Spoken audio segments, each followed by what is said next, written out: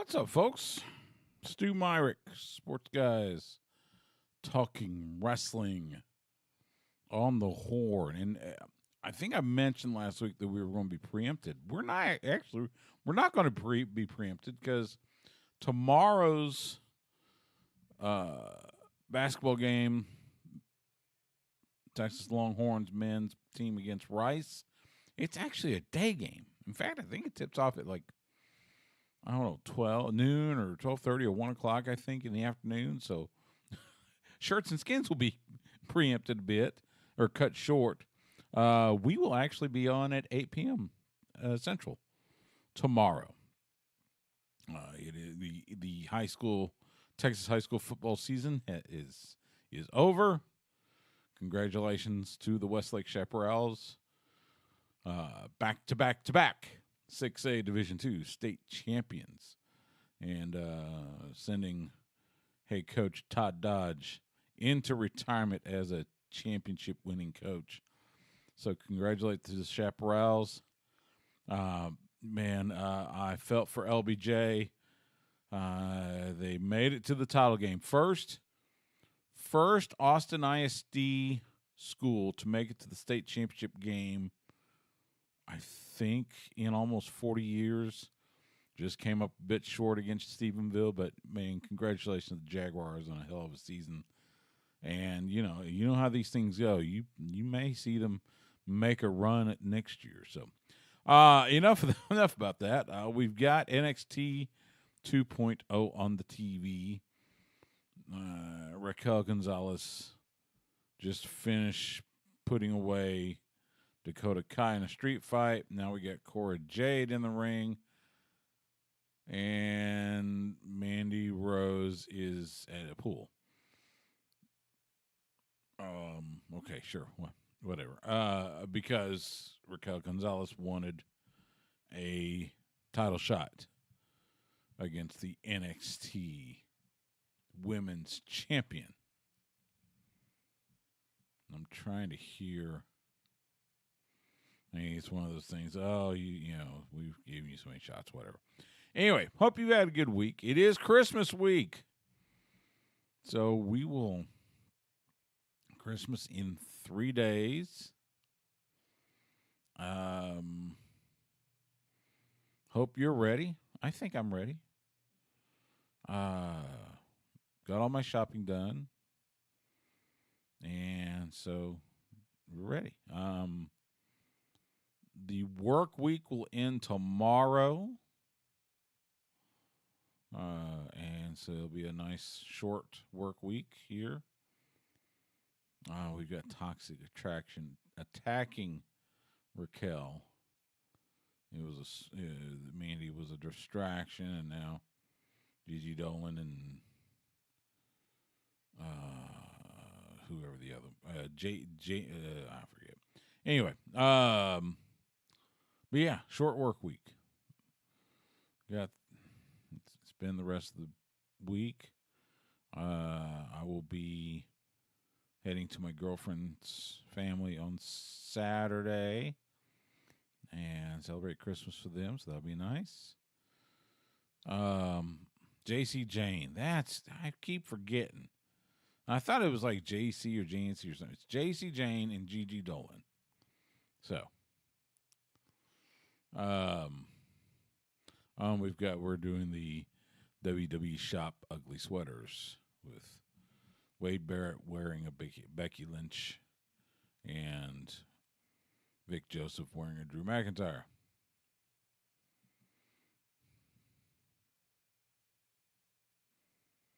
No!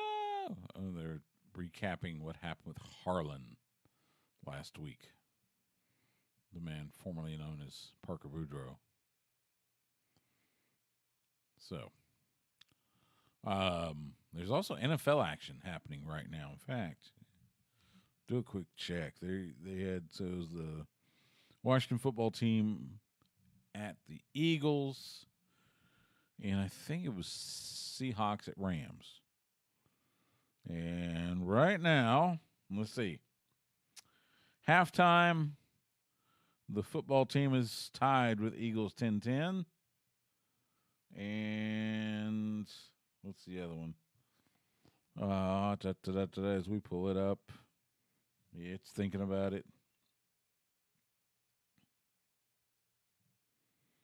Oh, it's also halftime at SoFi, and it's a tie too, 3-3, Seahawks and Rams. So, all right, and starting for the Washington football team at quarterback, Lake Travis's own former Longhorn quarterback, former SMU quarterback, Garrett Gilbert, who ironically made a start last year for the Dallas Cowboys in a close loss. He had a good performance, but anyway, so both games tied at the half. So, Seahawks Rams getting ready to start the third quarter. So, we'll talk some AEW. I was fortunate enough to be at the Curtis Colwell Center in Garland last Wednesday for Winter is Coming. So I saw in person the 1 hour draw between Hangman Adam Page and Bryan Danielson for the AEW World Championship. We'll talk about that, a few other notes. We'll also talk about the build to WWE Day 1. Interesting. I'll give it that. Plus a few other things. We'll see. We'll see what else comes by as we wait for Justin Smash Simmons to show up. Oh, the Creed brothers are meeting the Grizzled Young Veterans coming up next. So,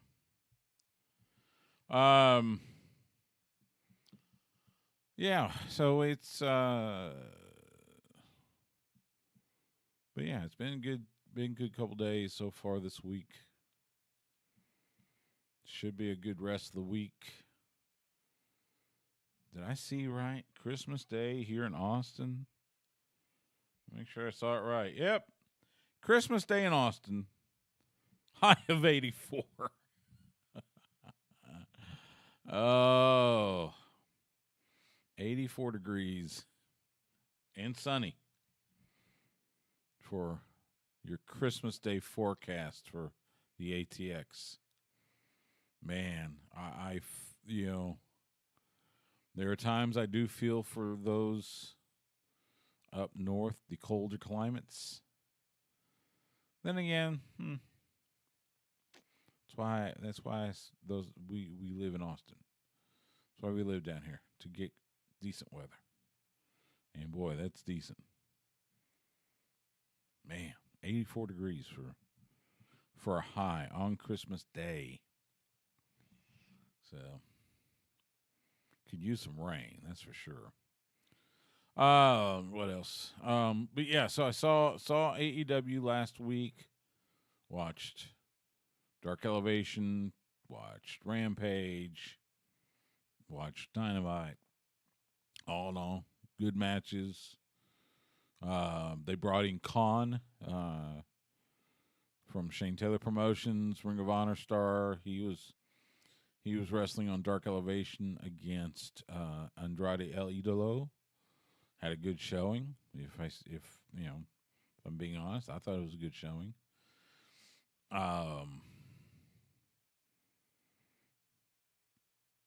Rampage was fun.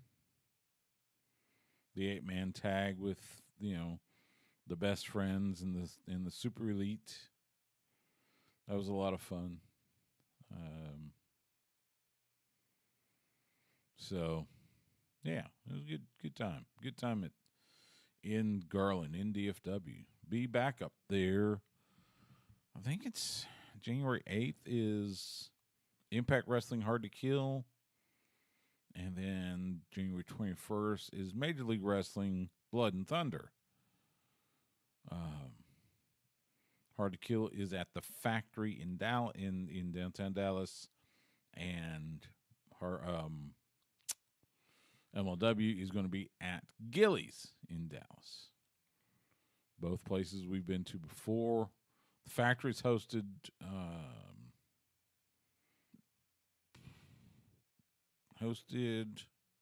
Hard to Kill. It was Hard to Kill 2020, I think. So that'll be a good venue. Gillies, of course, we like Gillies. They hosted a bunch of Ring of Honor events.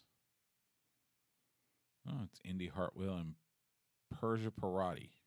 Hey, a guy, I remember their name. And then there's Grayson Waller, who apparently has called out AJ Styles.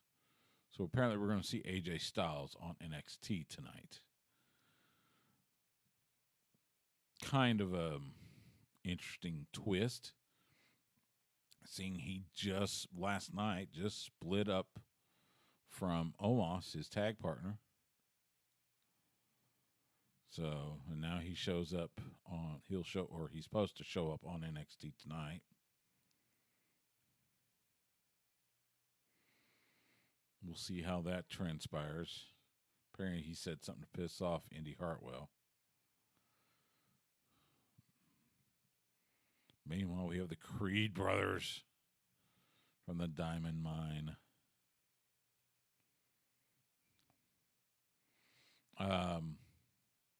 And there's the Grizzled Young Veterans. So, you wonder what prompted them to put AJ on NXT tonight. It could have been they were afraid of ratings because of the 2 NFL games that got pushed to Tuesday. I mean, because that just happened Saturday, I think. It was announced Friday or Saturday. They decided, to adjust the schedule. They had a second game yesterday, and then the 2 games today. So maybe they were afraid of losing ratings, and they decided to stack the card a little. I don't know. There's Malcolm Bivens, a.k.a. Stokely Hathaway. And there's Justin the Smash Simmons with a bottle. Ball of... I like how you always play-by-play when I'm holding it in my hand. Hopefully someday we'll have it's Topo Chico. Okay. That it would make more sense. Sure. And it could be the running gag. The running gag. Okay, get in front of the mic, and then what was it you're saying about running gag? What? You always do the play-by-play of what I have in my hand every time I walk in with something in my hand. So I figure, we might as well just the day that we have the sponsor is the day that it will be the running gag of the show. Okay, sure. Because why not? This portion of the show is kind of like the show within a show. This is the show within a show. Yes. How are you? So you said this morning you had a bit of your sinuses were messing you up. Yeah, man. I don't know what happened, and you can tell me if this is true or not, because I believe it's true because it's happening to me. But I played soccer last night indoor, and I just sprinted really hard for good 10, 12 minutes. But yeah, the mucus in the nose kind of just got stuck in the back of the throat, or I guess I was swallowing a lot of it or something. But by the time I tried finishing, I still feel a little bit in the back of my throat, I've been coughing it up. This was indoor or outdoor? No, indoor. Huh. Interesting. Yeah. But if it was outdoor, I could say, yeah, you probably maybe caught a little bit of sniffles or something. No, because I already got over being sick, and I took medication for that. So it's I know it's not that. It's definitely not that. And it's I don't feel sick, but this is just definitely could just be one of those. Maybe and pollen count is kind of high right now. Yeah, so. my eyes are on fire right now. Yeah, so that's possible. It's possible. So. I've called a lot of basketball. You've called a lot of basketball. Yeah. Okay. Somebody's parents gave me a gave me a stocking, like stuff with stuff in it.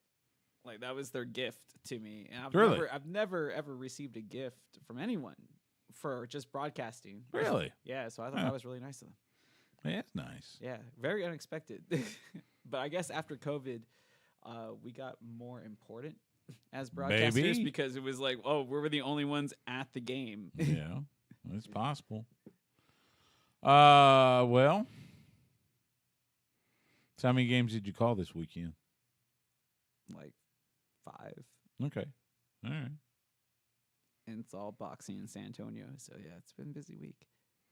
But I know that you probably had like one of the better seats in the house for AEW. Yeah, I actually did. I was gonna say just this little show that they put on last week or something like that. Yeah, and big thanks to Mark Henry for getting the seat. Yeah, I had a really good seat actually for that, and we'll talk about it first segment. But man, what a night!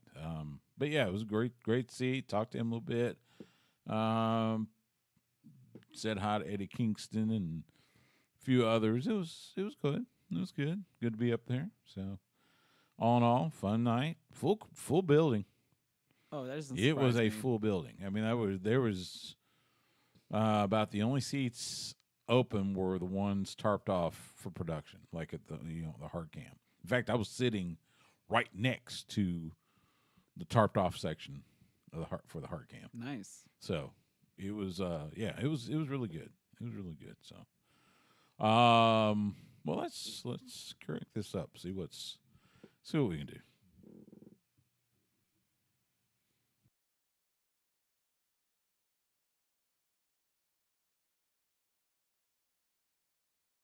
This is Hangman Adam Page, and you're listening to Sports Guys Talking Wrestling. When they're not covering the sports world, they're talking about the world of professional wrestling. It's Sports Guys Talking Wrestling. Now, with Justin Simmons, here's Stu Myrick.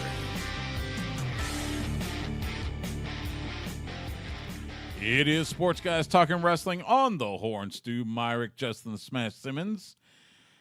So you called 5 games this weekend, huh? Oh yeah, and I definitely feel it. You feeling it, huh?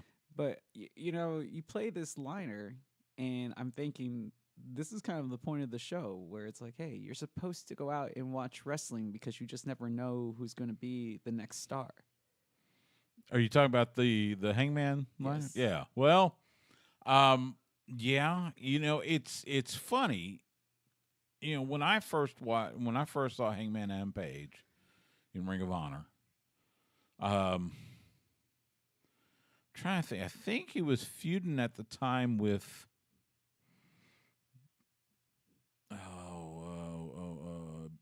B.J. Whitmer, and there was some stuff with him and Carino and Oh yeah, a little bit of that, and then he got into the Elite and became part of the Elite, and he was doing some stuff in New Japan, and now he's AEW, and he is, of course, since split from the Elite. Befriended the Dark Order and wrote this almost a year and a half story of him making his way to finally face Kenny Omega for the world title. Defeated Kenny Omega. He's now the world champion. His first title defense last Wednesday night in the Metroplex in Garland against the American Dragon, Bryan Danielson. And I was fortunate enough to be there in person at the Curtis Colwell Center. give the fans an idea of how the atmosphere was. It was, well, okay. It was, so they start out with Dark Elevation tapings, which those are always really good. Got to see some time. Jessica James, who at one time she was I'm trying to remember the name of the title. It was basically the women's title in Inspire Pro. I think she was the champion when we first started covering them. And so she was in a 6-woman tag. So it was good to see her. Saw Khan, part of Shane Taylor Promotions, former Ring of Honor 6-man tag team champion. He was facing Andrade El Idolo, had a great showing. It was good to see him. He looks the part too. I mean, I probably wouldn't be too surprised if he gets signed by somebody. So, but yeah, he looked good. So you had the Dark Elevation tapings, and then they go into Dynamite, and first person comes out, it's Bryan Danielson. It's like, oh, we're going with the title match now, okay. And that's when I kind of had a sneaky suspicion, okay, something's going to happen. I didn't.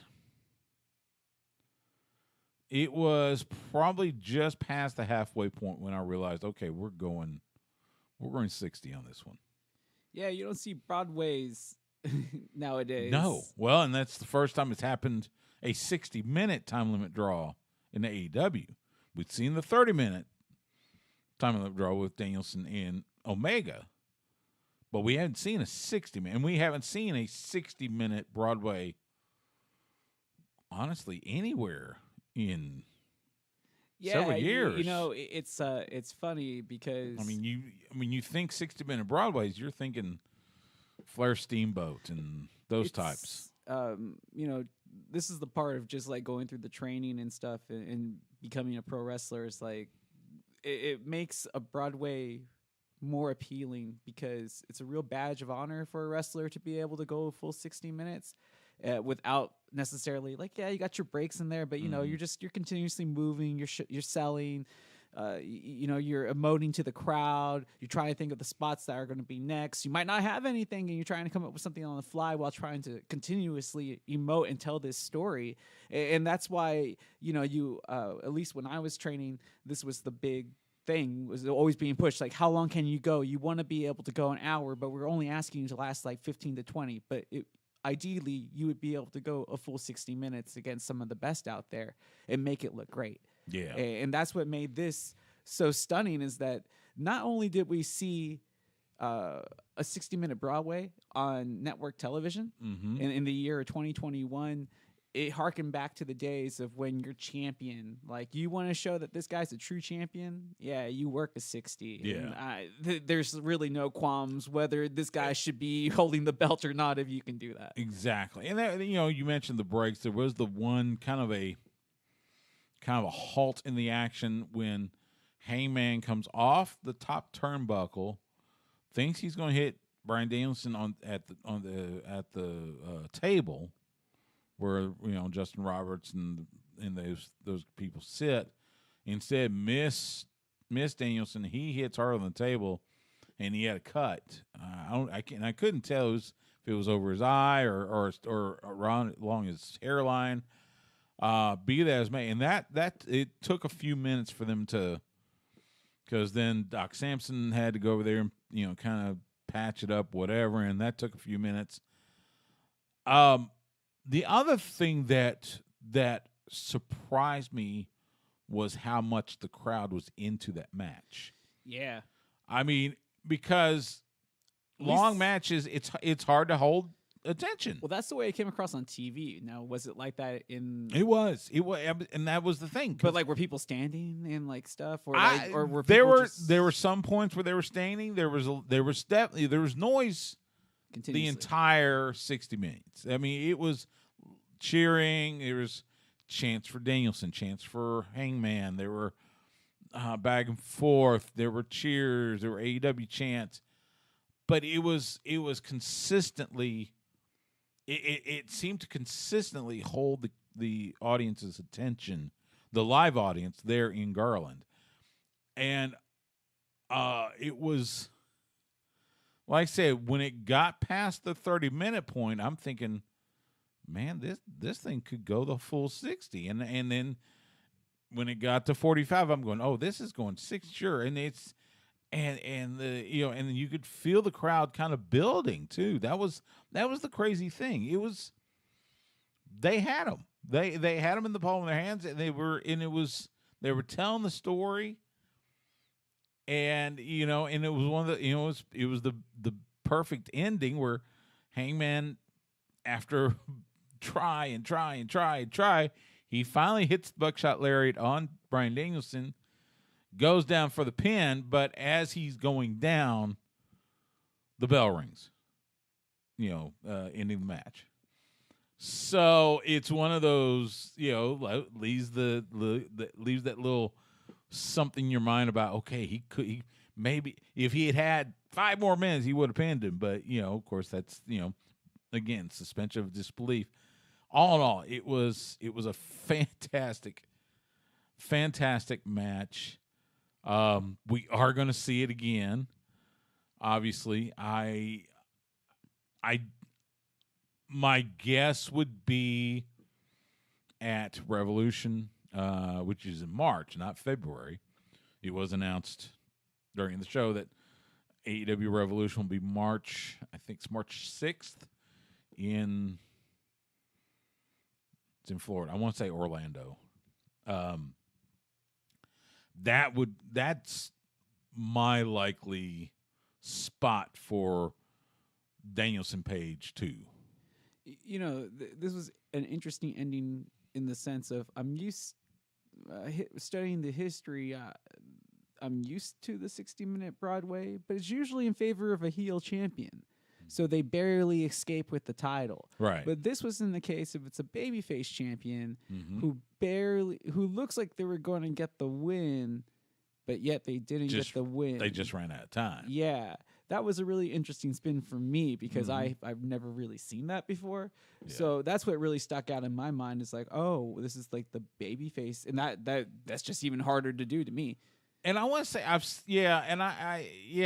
think it's been more of the heel change, like a Flair, and it's where the babyface contender, he's getting to that point, and he hits the finisher, and before the 3 count can happen, time limit draw. So okay, but now I gotta play devil's advocate. Right? Okay, so let's frame it like this: if we got the same match on WWE, and they pulled that stunt where it was Big E going against Bobby Lashley, and they pull a 60-minute Iron Man match, right, like this, and they go full Broadway, and Big E was just about to get the win. Considering how his title run has gone so far, would we be upset by that?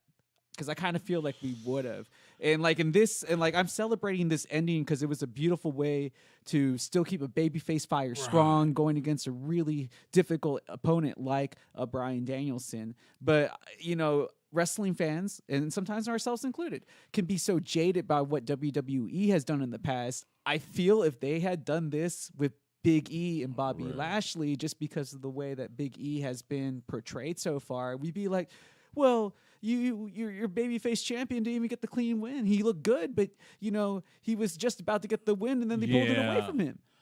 I guess it's part of timing. I think part of it's timing. Part of it is if Big E and Bobby Lashley could put on a match, I think the quality of, and I think it's possible, sure. Or if it was Big E and Seth, then I think I'm okay with it. Yeah. It's just a simple matter of AEW has gained infinitely more trust with their fans than WWE has with theirs. Let's be honest. We wouldn't see a 60-minute time limit draw in WWE. Yet we might see one now because we just saw one in AEW. But they have I don't think so because again, it's different. It's a different deal. But they do have the wrestlers that are capable of doing it, though. Oh, sure. I'm not that. And they have absolutely. And they have utilized similar Iron Man tactics in the past. I'm not sure if we'll get the full hour again, but I do remember the Kurt Angle Iron Man matches on SmackDown that were awesome. Well, there was Shawn and Brett for third. There was Brett and Stone Cold. Wasn't that a 30-minute? I'm not sure if that was 30-minute. I know that Angle does a few 30-minute ones. He does an hour one. And then, of course, the WrestleMania one, which really put the Iron Man match back into the spotlight. But people are always torn on that. Even as a kid, I liked that match. But there'll be tons of people that are like, it's boring, it's convoluted. And again, that's... I'm like, those are like the two most celebrated workers of their generation. Right. You have to also look at the audiences. Look at look at the WWE audience versus the AEW audience. It's AEW audience is going to be in for the longer matches, just because WWE has conditioned their audience to not expect anything more than 7 to 10 minutes. Well, yeah. You know, on occasion you might see a 20-minute match, but you won't see anything longer than that. Yeah, it really just depends on who's working. Right. So, like I said, if it was Big E and choose an opponent, knowing the quality that they have, yeah, let's say I would Seth hope Rollins. I hope they would give him the benefit of that. I hope it would be treated the same way. Now, whether WWE books it that way or not, you know, that's another story. You know, there might be 43 run-ins and, you know, 16 distractions, and all that good stuff. So I don't know. I mean, if you can't tell, still a little like bitter about the fact that What Culture basically just ran the idea I've been spouting off on this show into a video for like 2 or 3 years I sent you now. the text. Our friends at What Culture, I think it was Adam Cleary that did the video and Michael Sidgwick that wrote the article, basically purporting the notion that you've been saying for a while about how WWE is not a wrestling company; it's a content company. It's a TV production company putting on a show about putting on a wrestling show. Yeah, they're like the Saturday Night Live version yeah. of professional wrestling. It's like you're very aware that you're watching a show about a product that you are expecting to see. That's true. Yeah, and it was a good article, good video, and yeah, as soon as I saw it, I thought of you immediately. So, AEW Tony Khan, I believe this was his most recent appearance on Busted Open on SiriusXM. Mentioned, and they've promoted it on AEW television. They will be having the Owen Hart Cup tournaments. I believe those will start in January. There will be a tournament for men and a tournament for women. So, looking forward to that. I was seeing online, Stu, that they had mentioned that he was able to secure at least some footage from somewhere. They didn't specify. Some of I think it's some Owen's New Japan footage. Okay. And so they're gonna use that in some of the marketing and such. But you know, when you really think about it, yeah, it is so important to have footage on these guys. You know, no matter where they work, just because it helps tell their story. Absolutely. And Owen Hart's New Japan time definitely is a big part of his story. So, AEW is putting on Battle of the Belts on Saturday, January 8th in Charlotte. They have announced Dr. Britt Baker, DMD, will defend the AEW Women's World Championship against Riho. Tony Khan has said not every title will be defended, mainly because it's only going to be a 1-hour show. Well, I mean, so obviously you can't put on every title. Oh yeah, understand. My guess, if I were to be the betting man, I'd say it's going to be the women's world title, maybe the tag titles, and you will have just crowned the TBS champion. I was going to say the TNT title. So maybe, I would say women's world title, tag titles, and TNT title. I figured that this would be the perfect time to give Sammy a showcase. Yeah, absolutely. So anyway, that's coming up January 8th. By the way, if you're watching us on YouTube and Twitch, they are in Greensboro at the Greensboro Coliseum. In fact, AEW put on YouTube the control center, and it was, God bless him, Tony Schiavone and David Crockett. Wow. Talking about Greensboro. Now, that's those of us that lived on, Saturday, Power 6:05 p.m. Eastern, 5:05 p.m. Central on TBS. That was the duo. It was those two with World Championship Wrestling, the Jim Crockett Promotions. So for them to talk about their day and bringing it forward to AEW being in Greensboro at the very same building. Yeah. It's the same building where Sting had the 45-minute draw against Ric Flair, the first Clash of Champions. They ran Clash of Champions like the first three from Greensboro. What was it? Like didn't Greensboro host like the first 2 Starcades or something like that. I think so. Yeah. Yeah. Before they tried to take it to Chicago and stuff. Yeah. So that's going to be a blast. If you saw it last Wednesday night, Malachi Black is now teasing having an actual faction called the House of Black. Because he does this video where he gets his shroud and he picks up this book and goes out and there's someone kneeling and he sprays the black mist and he says something of now you'll be more than just a king. Of course, that has led to speculation. And if you believe the rumor and innuendo, AEW may have already signed Brody King from, was Ring of Honor, was New Japan Strong. He has some dates in MLW. I think he made a couple appearances in MLW. Yeah. You think back to those early Wrestle Circus shows where he was doing the dark matches. Yeah.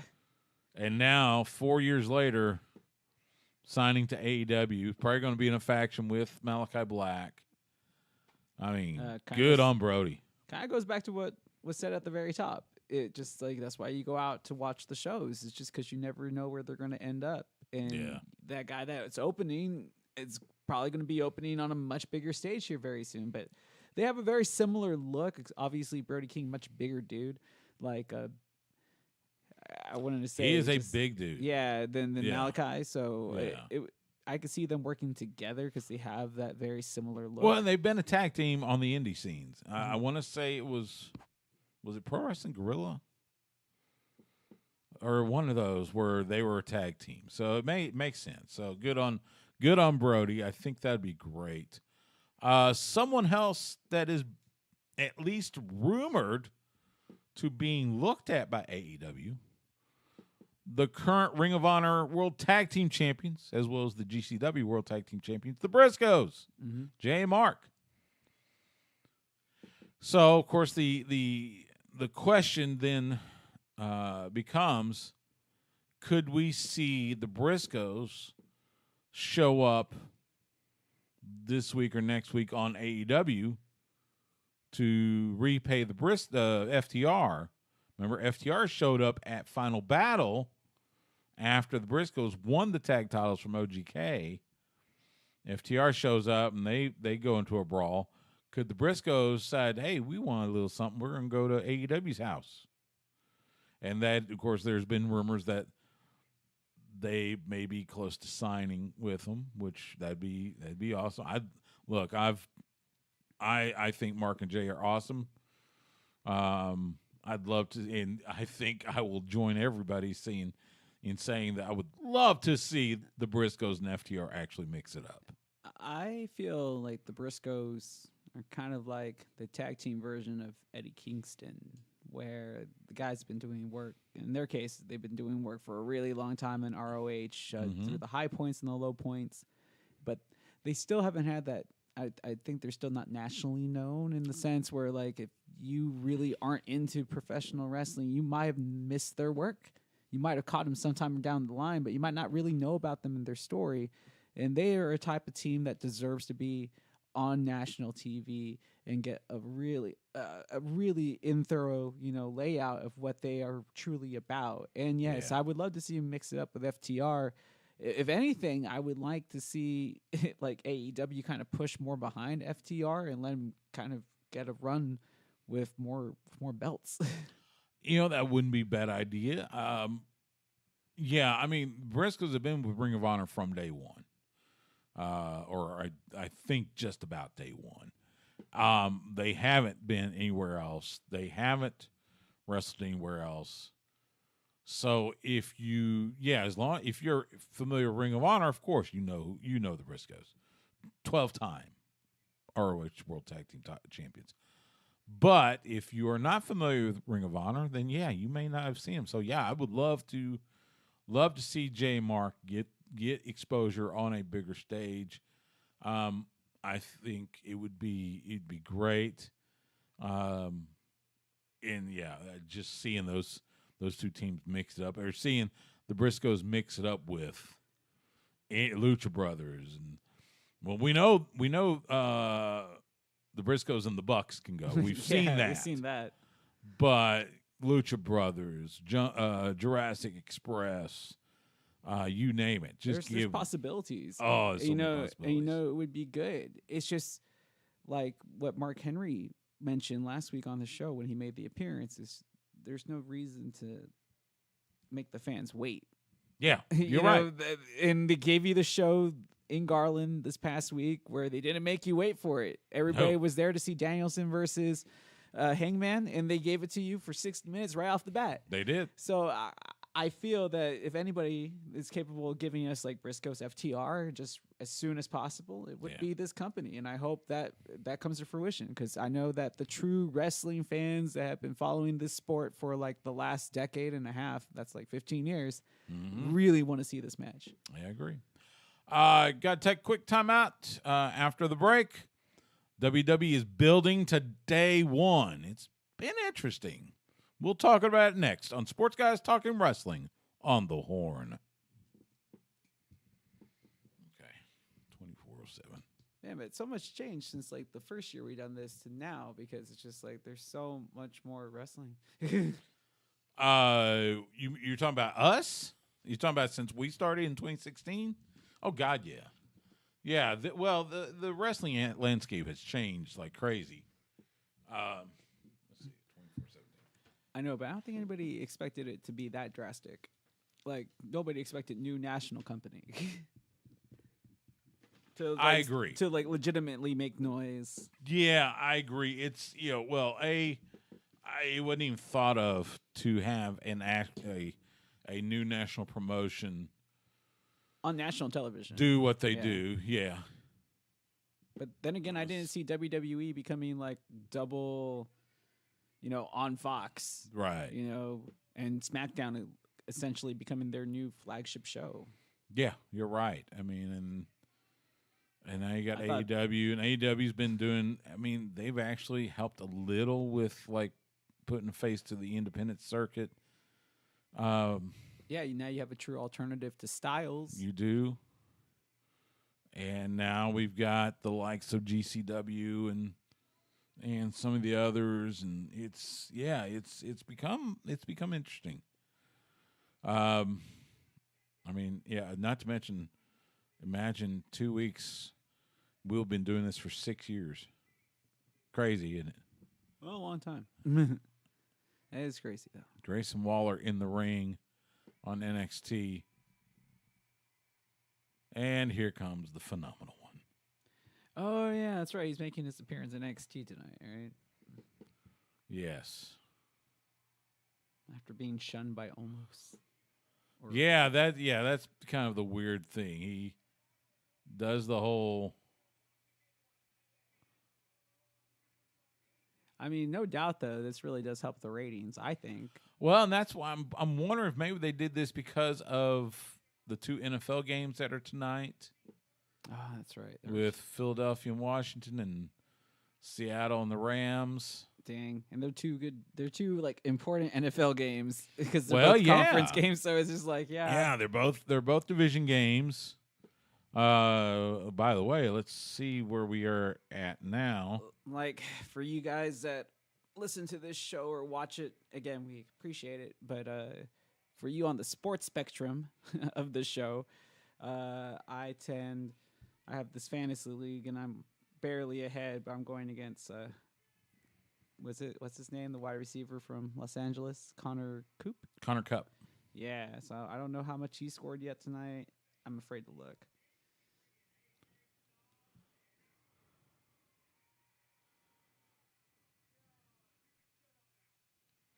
Yeah, you can shut up now. There you go. Tell them what it's all about. All right, so right now, Philadelphia 17-10 lead on Washington midway through third quarter. Seahawks and Rams tied at 10 late in the third quarter. So I know, but it's like, interesting. It's kind of like it's funny because like, I ultimately don't care about the final score. I just want to see if I'm going to lose or not. Because right now I'm ahead, and just barely, and I'm still barely ahead. But where did you say they are? Well, Philly is ahead by a touchdown, and Seattle and Rams are tied. Dang. Okay, so they're in the fourth quarter.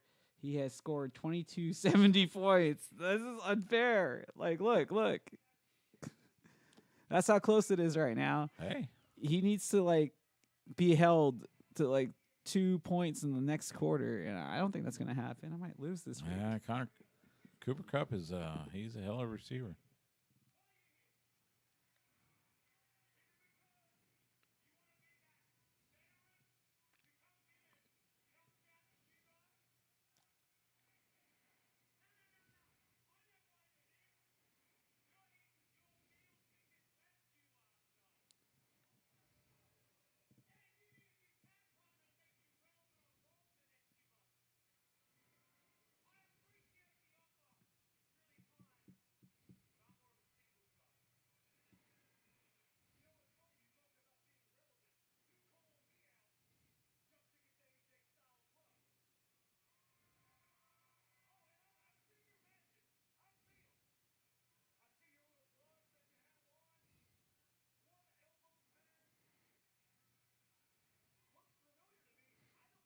I should be talking right now, but we've got I was like, AJ's actually a pretty good promo. yeah. And he made references to the fact that Grayson pretty much dresses like him. Yeah.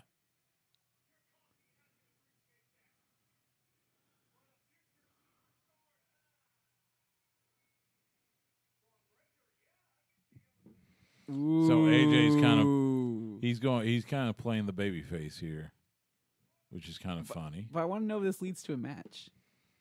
It's got to. But tonight, I don't know if tonight. Maybe they do it New Year's Evil on I guess January 4th. you think he's being fast tracked to the main roster already?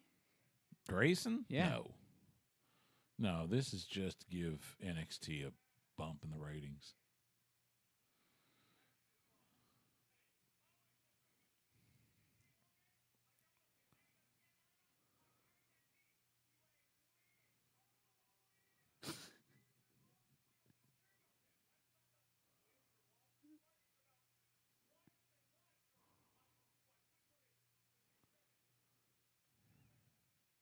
Wow. Okay, see? Yeah.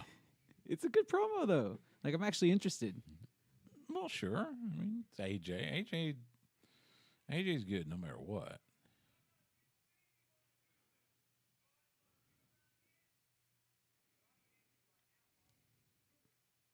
But seeing AJ against this dude really emphasizes, like, the emphasis that they put on size this go around. Because Grayson's a big dude. Yeah, he is a bit taller.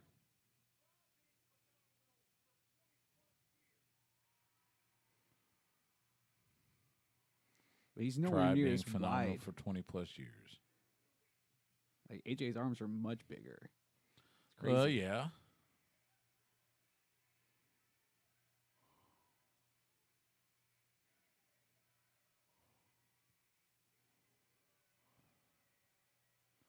Yeah, we kind of knew that was going to happen.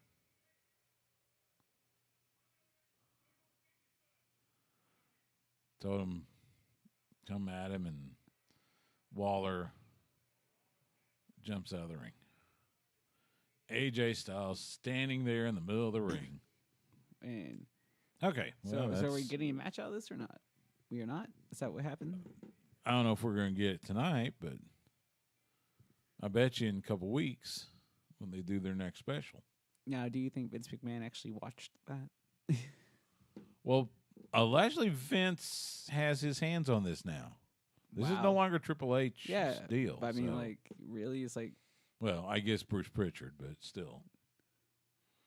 But apparently he's been paying more attention to him. So we'll see. Let's talk a little WWE coming up. All right, here we go. Got mute.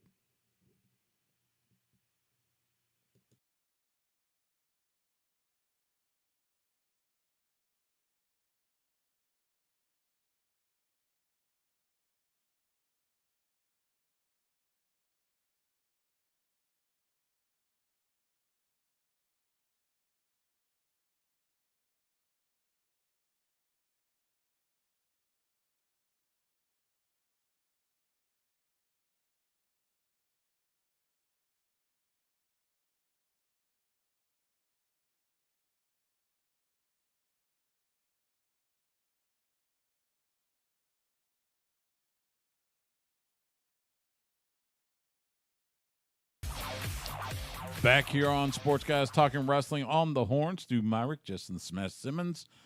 WWE is building to their day one pay-per-view on January 1st, New Year's Day. Let's start with SmackDown, and the big story, obviously. Roman Reigns fires his special counsel. Did you see that coming? I mean, it looks like it was going to build towards something like that, but I didn't see that happening now. I didn't. I'm not necessarily that he would fire him. I was thinking more of just a day of match swerve or something. He comes out and maybe he has to make a 3 count, hits 2, and then Brock or whatever.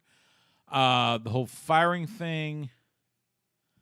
It was an interesting twist. I'll give him that. Does that mean that Roman's even more paranoid than usual now? I think so. Because that's what maybe tends to happen. It kind of, this is pro wrestling just tells a lot of similar stories over again. Yeah. And this is starting to kind of build up into that classic telling of a champion who's been dominant for a long time, who has close allies, but all of a sudden it's hey, those guys are coming for my title or they're trying to screw me, so I'm just gonna take them out now. I mean, you look, day one's got New Day versus Usos for the tag titles and Brock versus Roman for the Universal title. Now you fired Paul Heyman. So, the obvious next question will be, okay, does that mean Paul's going to start coming out with Brock again like he used to? Yeah, it seems a little too straightforward. Yeah, and I'm like, do I even want to see that? Because self Brock Lesnar has been quite funny. Yeah, actually he has, which is kind of interesting. And it's been a nice change of pace from the silent, Brock Lesnar that just has to stand there and let Paul Heyman talk for him. It has been, and I agree. So I don't know. And like I said, it seems a little too simple. Where Roman fires Paul, so Paul's going to side with Brock. But you figure this has to.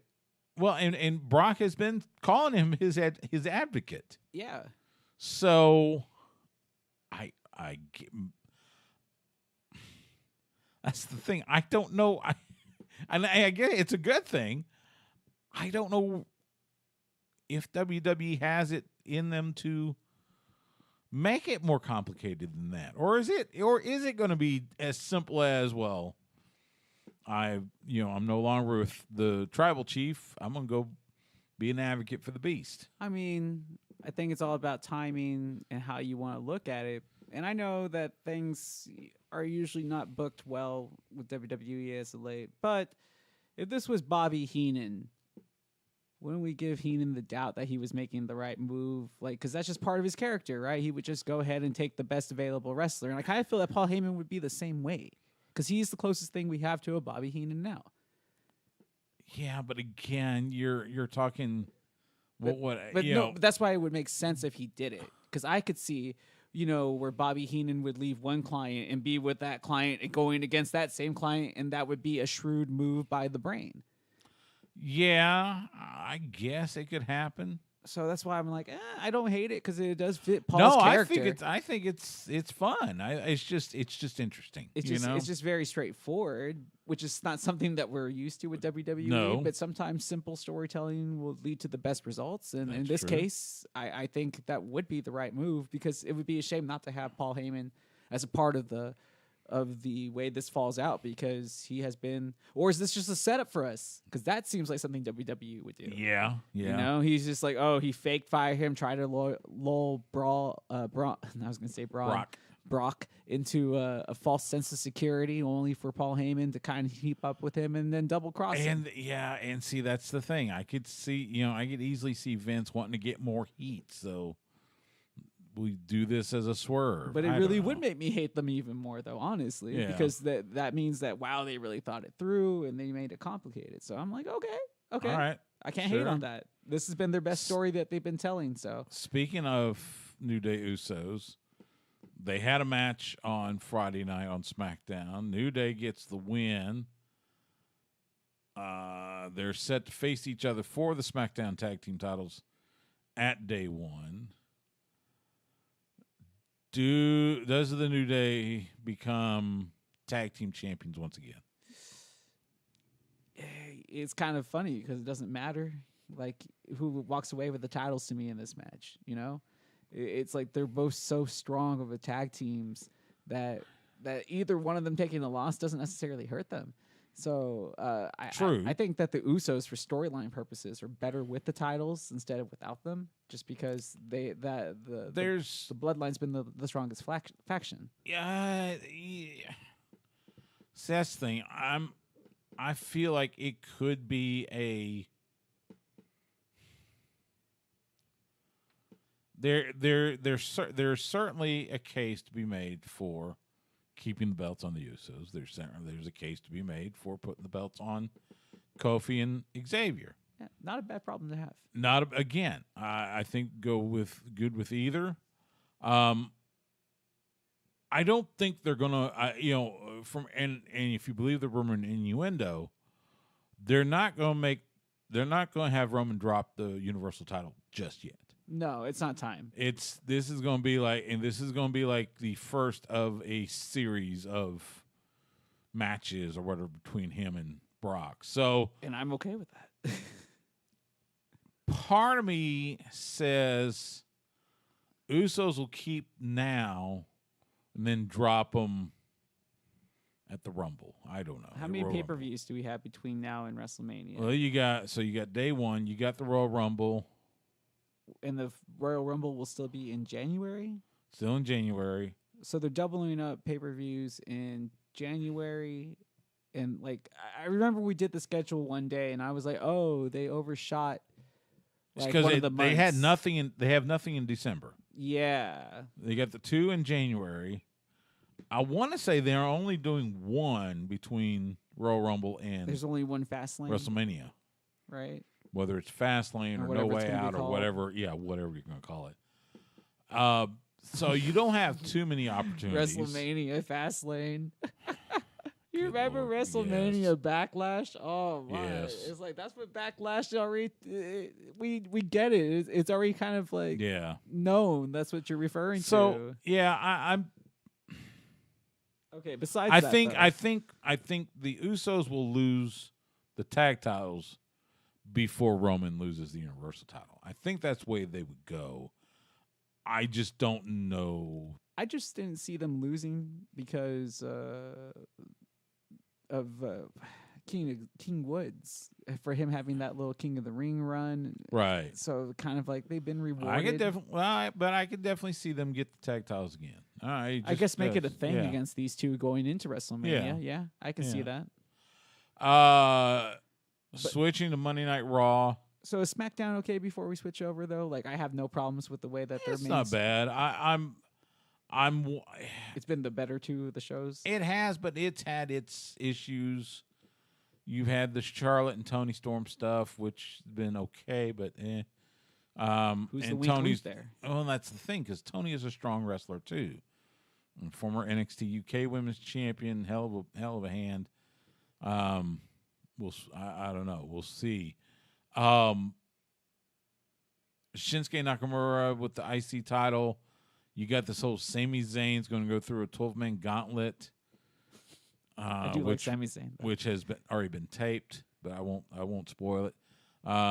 For this week's SmackDown. So this week's SmackDown has been taped already. It was taped after this past Friday night. Hey, so they did 2 of them. Given the rise of COVID, that's probably for the best, because who knows what would happen this Friday. And not just that, but it's Christmas. So that's true.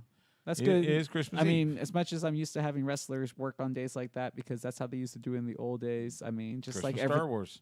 Yeah, just like everything else that has progressed in the workplace, it's well deserving of a day off. Switch gears. Monday Night Raw is. I put down here on the run sheet. Are they going to make Lashley champion again? I think I would change that to, are they going to make him a babyface? Yeah, right. Because the whole thing with him and MVP and him throwing MVP to the wolves a little bit, and then I don't know, it just feels But then Feels again, like they're gonna do a babyface turn on Lashley. it kind of is leaning that way. He was, he's been dressing the part. I mean, to Yeah. me, he's been his suave self. I've liked his promos here recently. He's getting the second resurgence in his career, and he's doing a really nice job with his run. And I do want to see where it will go storyline-wise from here. But, again, this is WWE, so I just think, double cross. Yeah. Double cross is coming, but it would be interesting. The only thing I'm afraid of is they're going to take the title off of Lashley. Or you mean off of Big E? Big E. I mean, yeah, they're going to take the title off of Big E, and I just shake my head at it. Becky Lynch and Liv Morgan, that has felt disjointed, quite frankly. Really? Is it too real? No, on the contrary, I think it's more of a kind of a switch places type of thing. It feels almost like Liv should be the heel and Becky should be the babyface. Did you see the footage, quote unquote, that they shot? Liv attacking Becky at the training. I was like, okay, sure. I don't know. It's not clicking for me. Really? I like it when they do things like that. It's like, okay, so these are trying to make it a little bit more realistic. Like this feels real. Right. I don't mind when they're doing it. But I'm just not seeing it. So for me, it's been clicking because they've been breaking the fourth wall. They've been kind of cutting deep with some of the stuff that they've been saying to each other. Really kind of you can tell that whoever's been writing the scripts has really been paying attention to the stuff that's going on in social media, which has been a big deal this past week, especially when it comes to the internet wrestling community on Twitter going against wrestlers and so on. So I'm okay with this. I think it's going to end up working out well in the end regardless. We've had another tag team split up. AJ Styles, Omos. They formally split. Omos saying, I'm going to go on my own. AJ Styles shows up on NXT to confront Grayson Waller. Where does AJ Styles go from here? He is now stuck in the Mr. Perfect role, where it's like, okay, well, you can go anywhere, you'll go against anybody because you're our best hand. He basically is their best wrestler. He can do anything, and he can make anybody look good. And he's a decent enough promo to where he can help get that person over or get them heat, whatever. Like we saw on NXT, he worked. He didn't have to do a lot. He just did what he needed to do. It feels like, and I hate to say this, it feels a little like he has gotten to the point of, okay, he's now going to be like you said, kind of the guy to put people over. He's going to be a gatekeeper, but I mean, it's for the upper echelon, but that's what you're supposed to do as you progress in your career. And then obviously he's signed for what? How many more years? 4 years or so? I think he's in for a little while. I mean, but he's making good money. He's going to be able to take care of his family. That's just like Kevin Owens, who re-signed. That's people have to remember at the end of the day, people have priorities. That's what it's about. You're right. But if they're going to get to, I'm not sure if we're ever going to see an AJ Styles like we did 5 years ago, who was doing stuff in New Japan. Bianca Belair hitting the kiss of death on Doudrop. Was that worth seeing a rematch for the third time? Yes. Was it? Yes. Okay. Yes. I think that the more I thought that was neat. It made it for the I whole was match. kind of like going. I just didn't know how I felt about having the meet again. It was like, okay, so you can have that one move, have her show her strength. Okay, sure, why not? I mean, I was impressed because that's a hard move to pull off already, and she wasn't getting any help from Doudrop in that position. That's true. So I like to see them meet one more time. Yeah. No, I don't. They're done. We're gonna take a quick time out. When we come back, we'll let you know what's happening in independent wrestling this weekend. You're listening to Sports Guys Talking Wrestling on the Horn. All right. No, I don't want to see that again. We've had the blow off. She's hit the big move.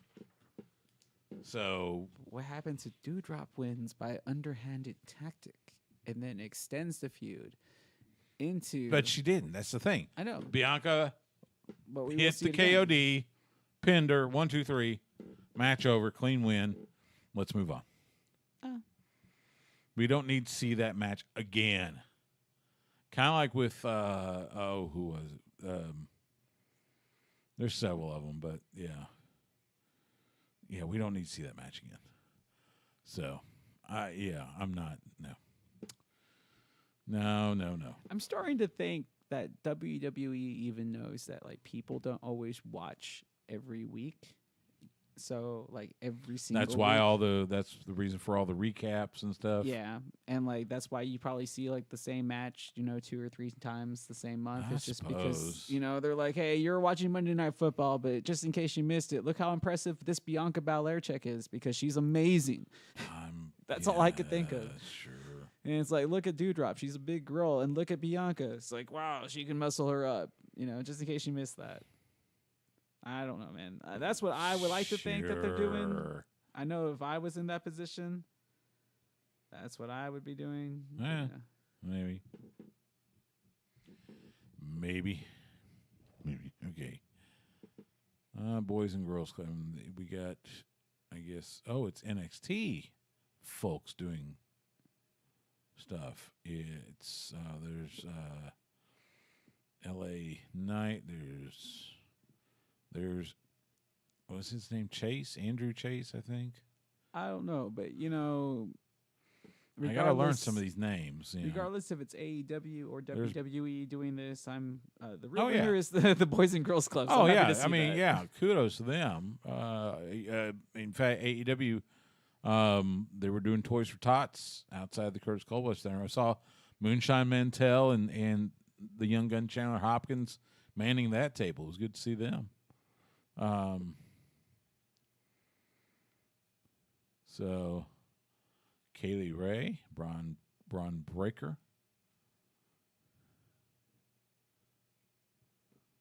Interesting. Yeah, had a full Santa Village. That's crazy of NXT wrestlers. Matt Bloom, the coach. Zan Quinn. Hey, it's Terry Taylor. Oh wow. The 5-arm. He used to do the 5-arm back in the Mid-South days. UWF. NXT, yay. I just think it's That's hilarious nice. that they're continuing on with this MSK and Matt Riddle thing. It is. Because I was like, it's fitting. Yeah. It is kind of funny. Especially if you subscribe by the theory that one Eddie Cross does, that MSK stands for what I think it stands for, because I believe that's what it stands for after he said what it stood for. So, Io Shirai's coming up. All right. Let's finish this thing.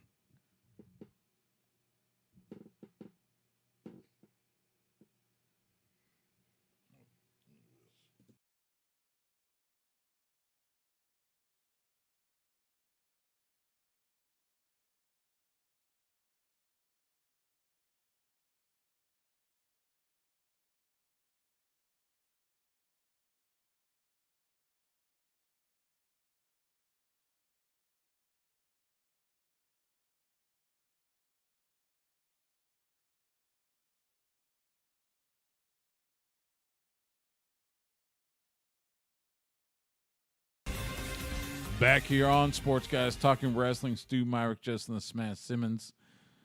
Jay White was cool. yeah. He was really cool. It is Christmas weekend. In fact, Christmas Day on Saturday. But there is one event happening. Metroplex Wrestling presents a Christmas Wish Saturday, Christmas Day, at the MPX Arena in Bedford. Bell time, 8 p.m. Stephen Kirby, Casey Clay, Red Chambers, The Mad Prince, and more. That's Metroplex Wrestling this Saturday, Christmas Day, in Bedford. And that's a look at independent wrestling around the area, wherever you may be. Go out and support independent wrestling. Couple notes. Blake Christian will challenge Jonathan Gresham for the Ring of Honor World Championship at the World on GCW event, January 23rd at the Hammerstein Ballroom in New York City. By the way, our good friend Ian Riccaboni, the voice of Ring of Honor, will be there to call the match. Are you picking at my I notes? assume alongside Kevin Gill. Are you peeking at my notes now or what? No. Because I was like, I wrote down his name right here. I Oh, was you like, did? Yeah. Oh, yeah, I saw that. So that should be a hell of a match. Just joking with you, man. Good to see Jonathan Gresham carrying that Ring of Honor championship with pride wherever he goes. So should be it's supposed to be a hell of a card. So I mean, you got Alley Cat going against Rachel Ellering, so I'm sorry, Alley Catch. My bad, don't cut me. yeah, several others. I mean, it's going to be a hell of a card. GCW always doing it right. And then Katsuyori Shibata, if you remember back in April of 2017, suffered a subdural hematoma after a match against Kazuchika Okada. Yeah. Had surgery.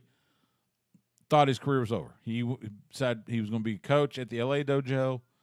He had an exhibition earlier this year.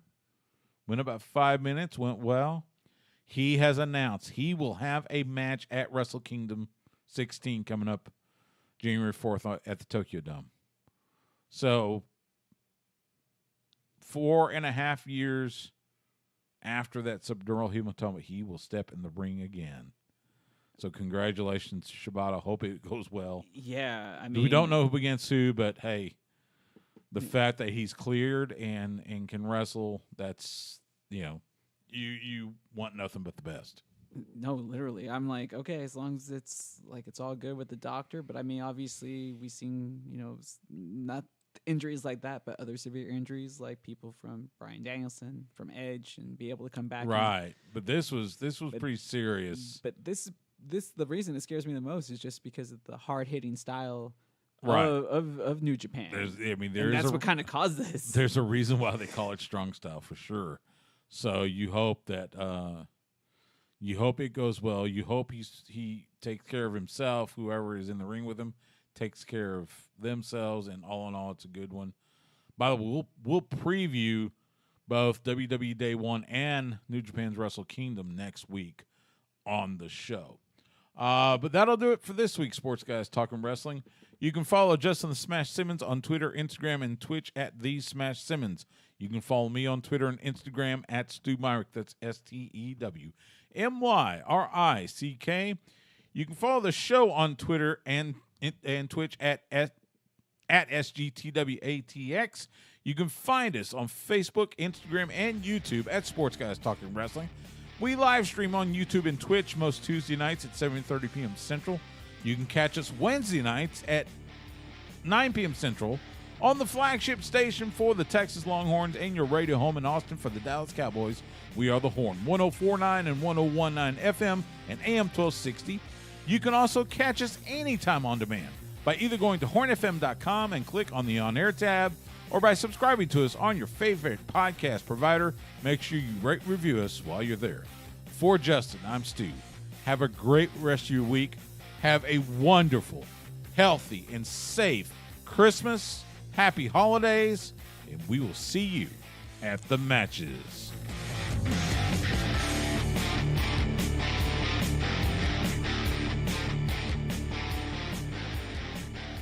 Goodbye and good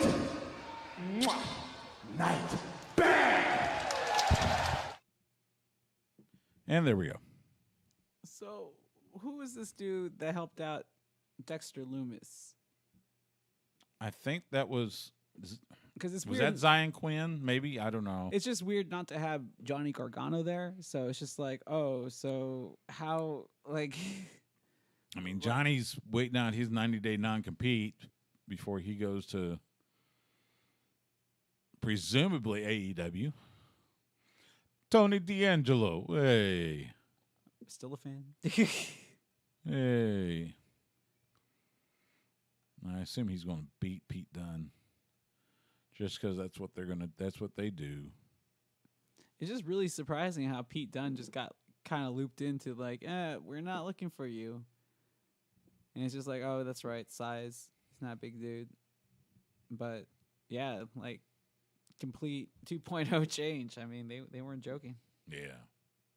Okay, now I lost this week because Connor Cup destroyed me.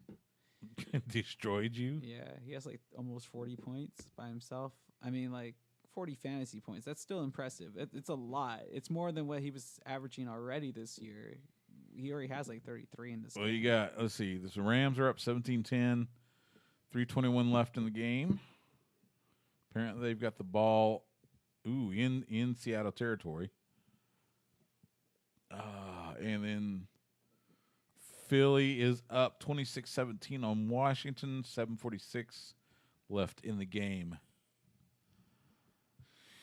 So, I mean, either way, it just means Cowboys. I think Cowboys can clinch the division this coming weekend. For real? I think so. Who are they playing now? This weekend they've got. I'm like, I should know this. I'm supposed to talk It's about the Sunday Cowboys Night tomorrow. Football. They got Washington football team. Sunday night? Dang. It's supposed to So be Washington good, though. football team coming off a short week. You've put both your quarterbacks on the COVID list. I know. So you're starting former Lake Travis High School great and former Longhorn and former SMU Mustang Garrett Gilbert, Yeah. who started for you last year. Yeah. I know. That's why I'm just all like, I've seen him. So I'm like, I'm not hating on him. It's No. just like this. No, is, I'm happy for Garrett, believe me, but This is like one of those type of games that the Cowboys tend to lose for some reason. you're right. You're right. And Like when it's in their and favor? The offense has been – they haven't been explosive. It's definitely been the defense that's been winning games. Hey, but I'll take lately. that. I'll take Hey, that though, it's- because it's that's still what a win. That's what wins Super Bowls is defense. The way that they're playing right now, Yeah, and when and you it's got it's still a win, and you're 10-4. You're atop the division. and winning games, you're supposed to win. So, hey, and I think if they win, if they beat Washington, they clinch the division. Oh, I would hope so, because I don't want to have it come down to like the final game of the season against Philadelphia, because you just have a feeling that that's always in the cards. But I mean, Dan Quinn, he has that defense playing on another level. Now He they definitely mishit on the Jalen Smith signing, but they definitely hit on getting Micah Parsons. Oh, Micah Parsons has been great. Trayvon Diggs. Yeah. I was like something that we haven't seen in a That's while been is the great. secondary in Dallas. Man, yeah. But And I think I saw they signed Jalen Smith to the practice squad. no, some other team did. Oh, I thought they did. Not the Cowboys, but some other team definitely signed him recently to their practice squad. Hmm. I saw that too. But I just don't. I mean, it's kind of unfair though. That guy's career was ended. It's not going to reach the full potential because of injury, because he lost the one thing that made him special, which was the speed. Yeah.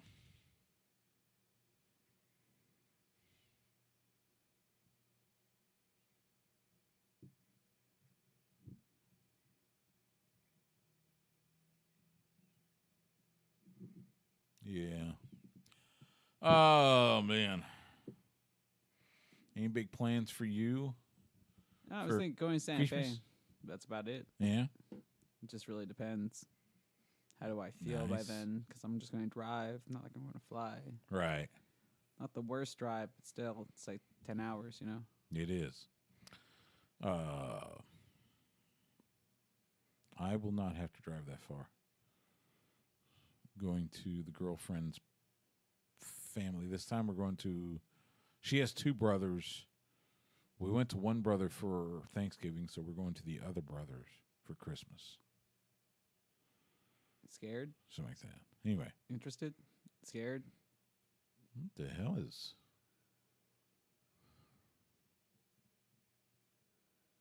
Like, I wasn't sure if you got along with this one or not. No, they're fine. They're fine. Oh my God, what's his name?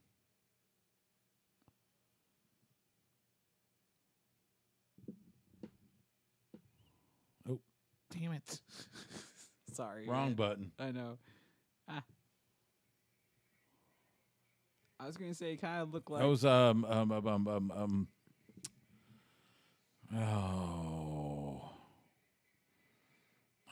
I can. He's been 205 live. He was cruiserweight champion. Brian Kendrick. That's who it was. Really? Yes. They're going to bring back Brian Kendrick? I mean, kind of I goes guess they against.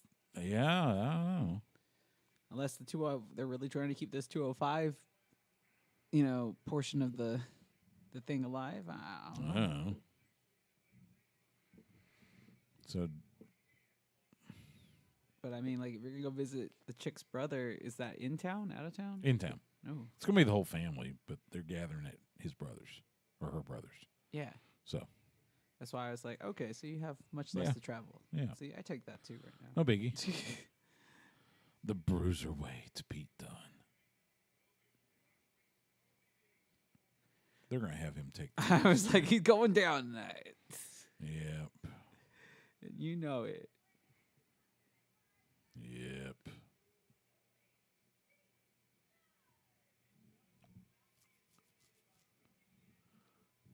Nah, man. Tony D'Angelo's got this. Tony Hey. Hey. Yeah, he's going down, sadly.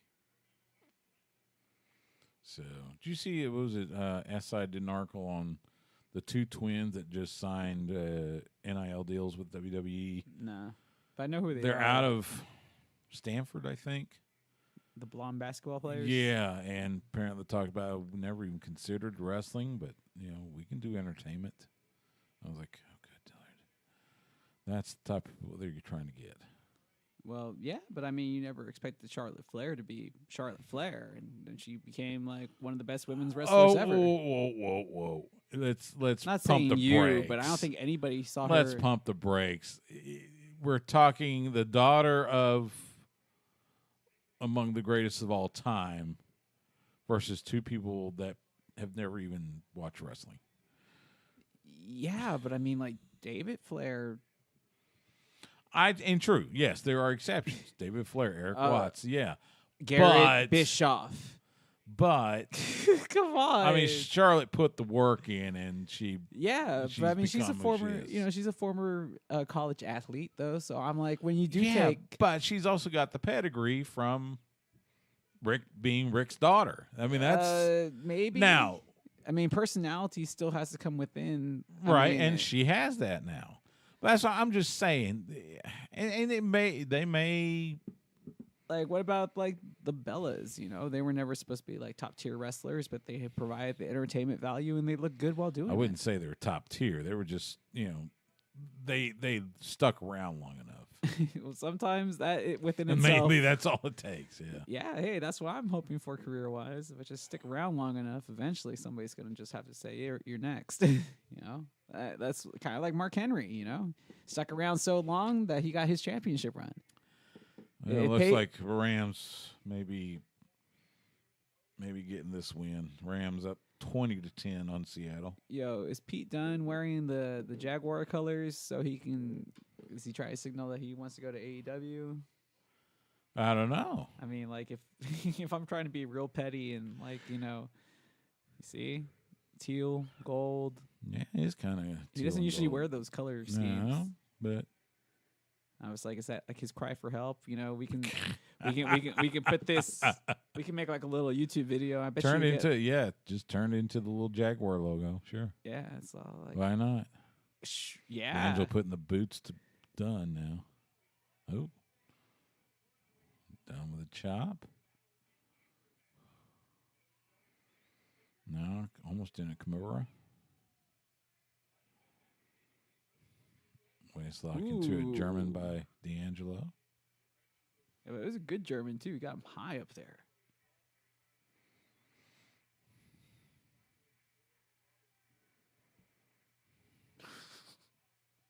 I mean, like I know his gimmick can be a little silly, but I mean, like he's legit like a big dude.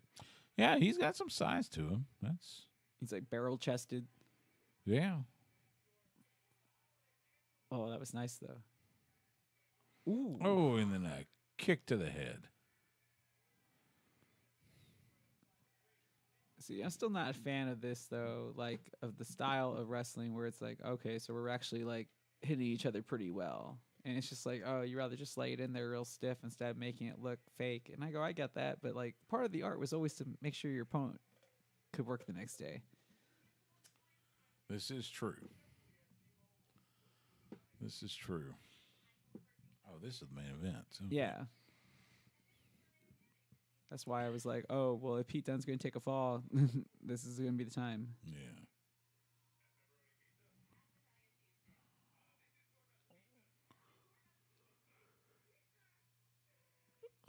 Excuse me. Tomorrow's my last work day of the week. Yeah. Get Thursday off as well as Friday. You know, you keep on talking like you have to show up to work and you don't have days that you can take. I was like, you could just take your days off right now. I could, but I have no reason to, so. Utilize the system. You've already paid into it, so you're but free to take the days. Like I said, I have no reason to, so, you know. Plus, I still have to fulfill my emergency management duties, so yeah, no big deal. I mean, don't you get days off for that though too? That also roll into this. Well, no, that's every day, but there's not a whole lot to it, so I'm not. You know, it's not like I'm like working all 8 hours. So, manipulating the digits. What is it with British wrestlers like twisting fingers and stuff? He did it. Marty Scurll used to do it all the time. I mean, it's just part of the style. I guess. I mean, like, because everything used to really be predicated off of holds. So, like, everything was predicated, especially off of arm bars. You saw that a lot. So, just to kind of gain control. Apparently, Marty Scurll's working in Puerto Rico. Yeah, I mean, obviously, that's the only place that's going to have him right now. I mean, I'm sure NWA would definitely be on the table because they seem to be the most, you know. Yeah, I guess non-sensitive, I guess is the best way I can put that. I wouldn't go that far. Look, I mean, what happened to Cornette? Yeah, that was surprising, right? Considering like who's working on it in the NWA show as opposed to like what Cornette said that one time. It's just kind of like I'm surprised that. I mean, considering who's wrestling on their roster, I'm like, I've heard worse. I've heard worse as well, and they're still employed. So it just I don't know, man. You know how it is. It's just the politics of business. It's like somebody's going to give you a job because they like you, and or that's they don't. The thing. Yeah, you wonder about a lot of these stuff. You know, I mean, Joey Ryan, he's still out there. I mean, he's still trying to get booked at places. He's still trying to run promotions and things like that. I mean, I like, you know, you're always going to have a certain subsect of people that just don't care. So they're going to go out and watch these people because they liked their work at one point in time. But I don't think he'll ever be able to make a living out of this business ever again, which is good for me. All right, Rams won 20-10. Rams go to 9-4. Seahawks 5-8. Philly is up by 10 with 2:19 left in the game.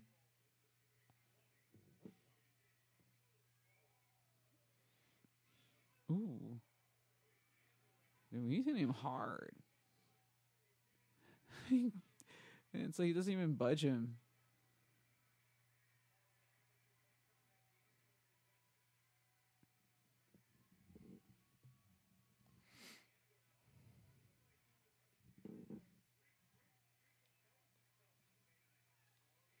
Oh, look at that. That was pretty.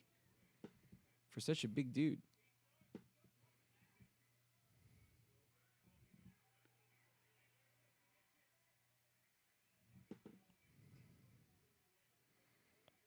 Almost in a triangle.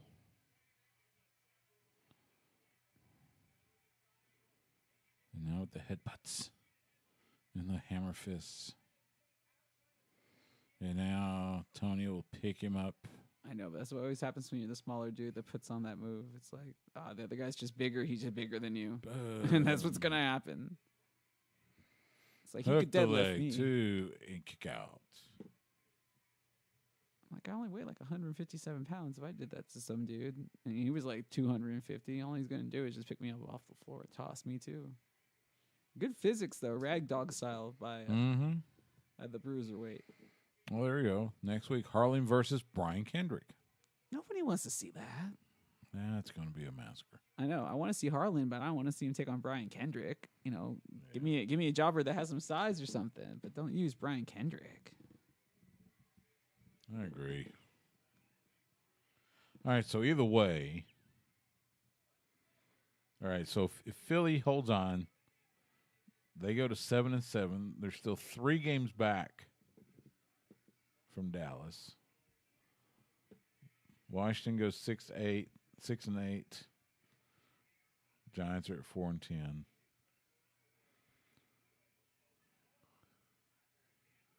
Three games. So yeah. Dallas just has to win next weekend and they clinched the division. Nice. Kick out. Off the rope, boot to the head, and now just boot to the faces, or boots to the face by Dunn. Oh, stomp okay. right on the. Yeah, even the ref had to check if he was really okay because look, you can see on his neck where it's all red where he's pushing him hard. Oh, that's right. NXT runs over a little bit. Yeah, they give him the 5 minutes.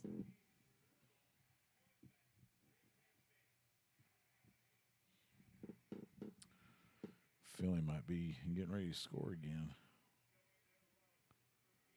They're in field goal range.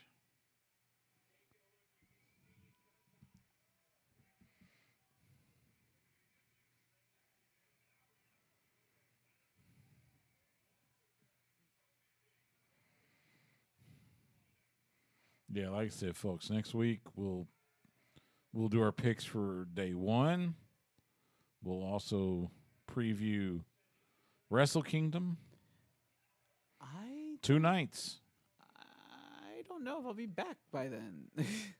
Well, That's Tuesday, I right? think Fight Night's off next week, so I'll just get Eddie Cross, or I'll get somebody on. Yeah, because Zoom, what? Christmas is on a Saturday. Sempervive or somebody. Christmas is this Saturday. Yeah, because it's like, if I'm just getting there, I might be making it back that day, but I don't think I'll be back if I. No worries. Yeah, sorry about that. I didn't know what we were doing. Actually, if it's I may see if I can get Sempervive next week, since we're talking New Japan. Mike Sempervive's been hosting Wrestling Observer Live this week. Brian Alvarez off on vacation. It's been him and Filthy Tom Lawler. It's been actually pretty good. I mean, if you're really in the giving spirit, maybe this is the year that you raffle off the chair to one lucky fan that wants to do the show in my stead. We can do that one of these days. I think that would be a good promotion. Yeah, give the money to charity. Tony's got the crowbar. And now Tony has lost the crowbar. And it's the armbar by Brian. Or by Pete Dunne. Wait, you thought he was Brian Danielson? Because he almost looked like it there. A little bit. Make him tap. Bruiserweight. No way. Make him tap. Nope. Hook in the mouth. Oh, man. Especially during the time of Omicron. I don't know how I feel about having somebody else's teeth in my mouth. Or hands in my mouth. Takes his mouth guard off. That was a good visual, though. Yeah. Runs his face in the turnbuckle. Hooks the leg. No. Nope. Oh, break the fingers. Pump handle. He's up. Slam. Hook the leg. 1, 2, 3. Wow. They actually let Pete Dunne win. Were you expecting that? I wasn't expecting No, that. I was not expecting that.